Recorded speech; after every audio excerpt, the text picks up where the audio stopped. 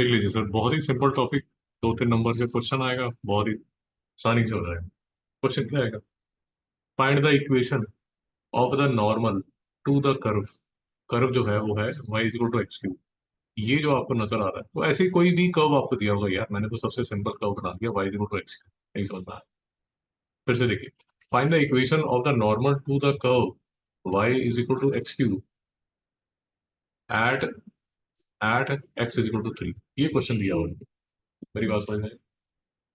ये सब जो ये फोटो मैंने यहाँ पर, ये जो फोटो बनाई है सिर्फ समझाने के लिए आपको बनाई है, परेशान मत हो।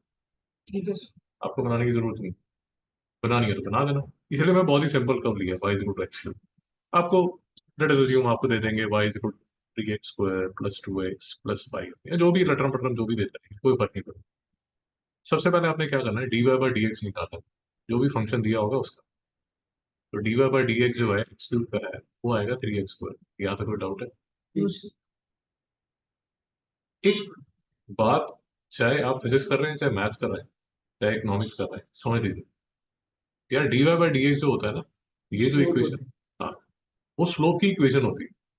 फिर से समझिए, डिफरेंशियल इक्वेशन में वो स्पीड या और ज्ञान ले लीजिए 2 मिनट के लिए।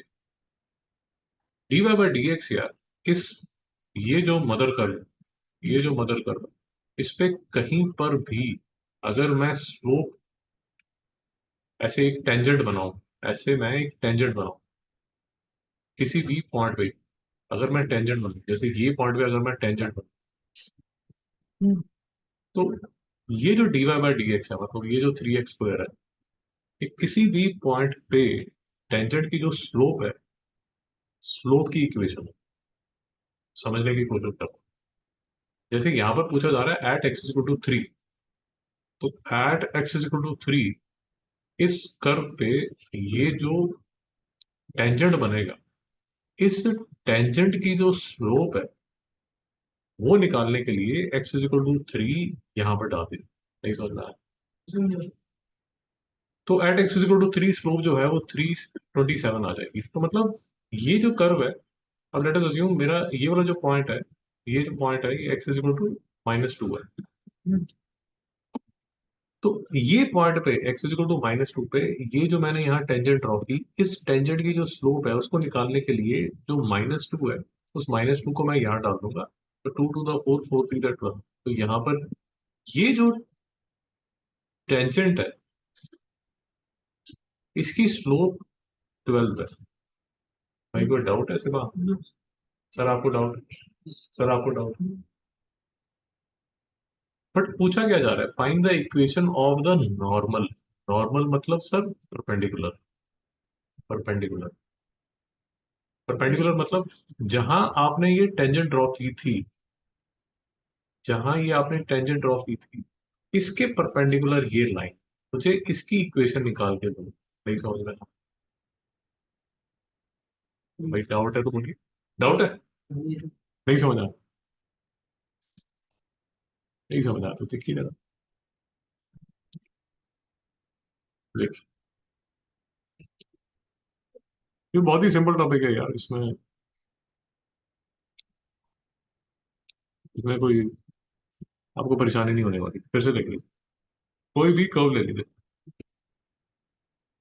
अब मैं यही कर्व की बात करता हूँ ताकि मैं आपको ज्यादा कंफ्यूज ना करता हूँ, तो मैं इसी कर्व की बात करता रहता हूँ। जैसे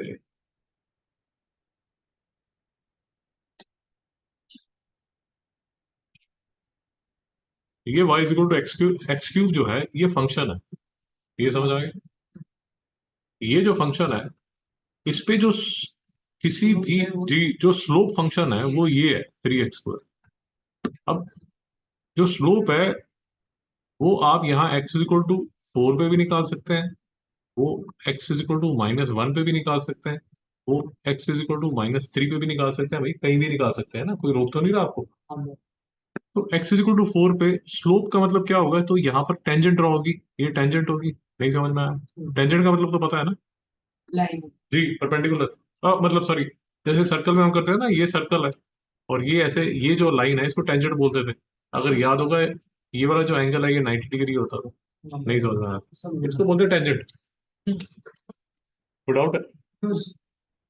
तो ये जो टेंजेंट है भैया x इज इक्वल टू 4 पे, इस टेंजेंट की जो स्लोप है उसको निकालने के लिए ये जो 4 है उसको यहाँ डाल दो। 4 4 का 16, 16 3 का 48। नहीं समझ रहा है? समझो। चला जी, डाउट है? नहीं। पक्का? अब अध्यापक आपको जो क्वेश्चन पूछ रहा है, वो क्वेश्चन क्या पूछ रहा है? क्वेश्चन ये पूछ रहा है कि भैया जो ये बनाओगे आप, जो टेंजेंट है, इसी पॉइंट पे जहां पर आप टेंजेंट बनाने वाले हो, इसी पॉइंट पे एक नॉर्मल ड्रॉ करो। चलेगा? तो ठीक है। ऐसे नॉर्मल, नॉर्मल मतलब 90 डिग्री, नॉर्मल मतलब 90 डिग्री या परपेंडिकुलर। नहीं समझ में? परपेंडिकुलर नहीं समझ में आया सर? जिसको आप ट्रायंगल में याद है, जिसको ऑल्टीट्यूड भी बोलते थे, ऑल्टीट्यूड भी बोलते थे, 90 डिग्री तो बोलते थे ना, ये ट्रायंगल है, यहाँ से मैंने ऑल्टीट्यूड ड्रॉ कर दिया या परपेंडिकुलर ड्रॉ कर दिया। नहीं समझ में आया भैया? नींद तो नहीं आ रही? मतलब इमेजिनरी बनाया हमने। जी, यहाँ तक कोई डाउट है? नहीं। भाई ये कोई लाइन है यार, ये देखो ये कोई लाइन, ये पॉइंट पे इसकी स्लोप निकालनी हो, स्लोप निकालने के लिए यहाँ टेंजेंट ड्रॉ करना पड़ेगा। नहीं समझ में आया? समझ गया। और नॉर्मल नहीं नॉर्मल के लिए यहाँ पर टेंजेंट के परपेंडिकुलर एक लाइन जो है, ये जो लाइन है ये नॉर्मल है। अब समझ आया? समझ। भाई ये कोई भी इक्वेशन हो सकती है यार, वाई इज लटरम पटरम कुछ भी है यार। तो मैं, मुझे कुछ समझ नहीं आ रहा तो मैं यही लिख रहा हूँ, ये लिख लिया।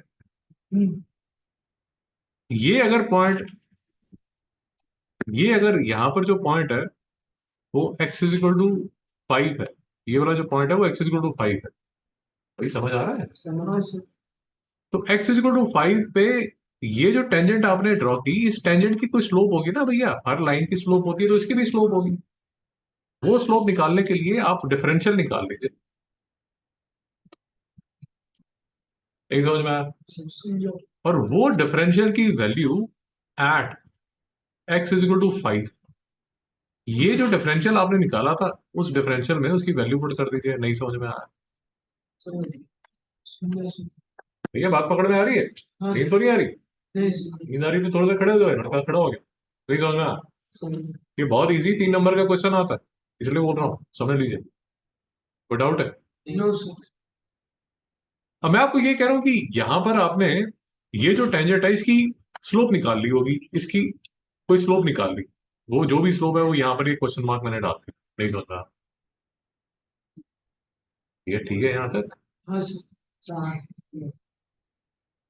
अब एक क्लास 10th में आपको प्रॉपर्टी कराई गई थी कि भैया इसकी स्लोप अगर m1 है और इसकी स्लोप अगर m2 है, दो लाइंस जो कि परपेंडिकुलर होती है, उनका जो स्लोप का मल्टीपल है वो -1 होता है। नहीं समझ में आया? समझा। हाँ समझा। हाँ अगर 90 डिग्री है तो, बहुत बढ़िया। और अगर इक्वल, और अगर इक्वल रहते हैं नहीं तो, परपेंडिकुलर है तो इक्वल। क्योंकि नॉर्मल की बात है तो मैं कोई और बात ही नहीं करना चाहता, मैं नहीं चाहता आप कंफ्यूज हो। मैं वापस क्वेश्चन पे आ गया जहां से मैंने स्टार्ट किया था, मैं कुछ उंगली नहीं करना चाहता। ये रही मेरी इक्वेशन किसकी? फंक्शन की। ये जो इक्वेशन है, इस फंक्शन पे कहीं पर भी स्लोप निकालना हो तो ये यूज कर लीजिए। नहीं समझ में आया? समझा। यहां तक मेरे साथ है? यस। अब ये y इज इक्वल टू, कहां पर आपसे क्वेश्चन जो पूछा गया था वो क्या पूछा गया था? At x is equal to 3। हाँ। नहीं। अरे भाई साहब, मेरे एग्जांपल में, आपके क्वेश्चन में नहीं, वो क्वेश्चन करते रहिए, कंसेप्ट समझ लीजिए। यहां मैं x इज इक्वल टू 3 जब डालूंगा तो 3 3 9, 9 3 27, तो ये जो टेंजेंट है, ये देखिए, ये लाल कलर की जो टेंजेंट है, इसकी जो स्लोप है वो देखिए, ये 27 आ गया। मेरी बात नहीं समझ आ रही? समझा। अब आप उबासी लेना शुरू कर दीजिए ताकि ये भी स्टार्ट हो जाए। 2 मिनट आप भी खड़े हो जाइए। यहाँ तक मेरे साथ है? हाँ समझा। अब इस टेंजेंट के 90 डिग्री पे ये नॉर्मल है। ये बात पकड़ में आई या नहीं है? ये नॉर्मल है, इस नॉर्मल की इक्वेशन निकालनी है। नहीं समझ में आया? समझ गया। समझा। तो इसकी इसकी जो स्लोप है वो कैसे निकालूंगा? इसकी स्लोप मल्टीप्लाइड बाय इसकी स्लोप -1 के बराबर है, तो इसकी नॉर्मल की स्लोप जो है वो -1/27 आएगी। ये बात पकड़ में आएगी नहीं है? हाँ सर। पकड़ में आ गई? हाँ सर।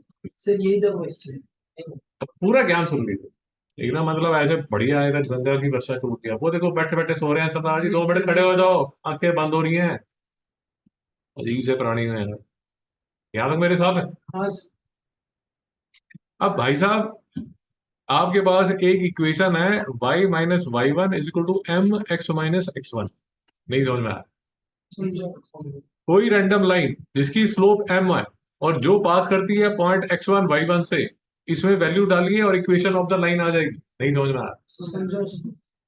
m आप निकाल चुके हैं, x1 आपको दिया हुआ है, y1 आप निकाल सकते हैं। कैसे? जब x = 3 दिया हुआ है तो फंक्शन में 3 डालेंगे। नहीं समझ में आया? फंक्शन में थ्री डाल। फंक्शन में 3 डालेंगे तो y कोऑर्डिनेट आ जाएगा। नहीं समझ में आ रहा? समझ गए। ये सर देखो, और अगर ऐसा ब्रैकेट में 2,3 दिया हुआ तो तो उसने दे दिया आपको, दे फिर कुछ दिया। करने की जरूरत ही नहीं। अब उसने, मैंने जो क्वेश्चन बनाया उसमें बोला कि यार x = 3 निकालो, तो y कोऑर्डिनेट नहीं है, y कोऑर्डिनेट निकालने के लिए फंक्शन में वैल्यू डालिए। 3 3 9 9 3 27। तो ये जो है, ये जो ये वाला जो पॉइंट है बेसिकली इसके जो कोऑर्डिनेट है वो 3,27 है। तो ये बात पकड़ में आ रही है? हाँ सर। एक स्लो मोशन में बता देता हूँ। डाउट है क्या? नहीं। ये बहुत ही सिंपल एप्लीकेशन ऑफ डेरिवेटिव्स का बहुत ही सिंपल क्वेश्चन आएगा। हम्म। तो y - y1 27 डाल दिया, जो ये है = -1/27। ये -1/27 ये वाला स्लोप ऑफ द नॉर्मल है। याद रखिए आप कहां पर, हाँ सर। इंटू x - x1, वो x = 3 ये है। ये समझ? बस समझ गए सर। अभी भी डाउट है? नहीं सर। अब आप जो ज्ञान दे रहे थे वो ज्ञान मैं 2 मिनट में आपको बता देता हूँ जी। जैसे ये फिजिक्स वाले हैं, इनको बताया जाता है कि डिस्प्लेसमेंट फंक्शन जो है that is a function of time. ये अभी जेई में पढ़ के आएंगे सारे, अध्यापक का नाम रोशन करेंगे। 24 तारीख को है ना जेई? हाँ सर। 24 से फरवरी में। हाँ आगे लगाएंगे बेटा, है ना? तो इनको जो फिजिक्स में क्वेश्चन आते हैं वो ये आते हैं कि displacement function of a particle is given by ऐसे। हाँ। तो वेलोसिटी एट टाइम t = 5 निकालिए। हाँ सर। तो ये नौजवान क्या करते हैं, v = dh/dt हाँ। = 60 + 6, और हाँ। इसमें t = 5 डाल देते हैं। ओके। हाँ। नहीं समझ? अच्छा। फिर अगर इनसे एक्सेलरेशन पूछी जाए, ये डबल डबल डिफरेंशियल निकाल लेते हैं जो कि 6 होगा। तो इस केस में जो एक्सेलरेशन है वो कांस्टेंट है, 6 मीटर/सेकंड। तो आगे नहीं समझ में तुझे को समझ आ नहीं?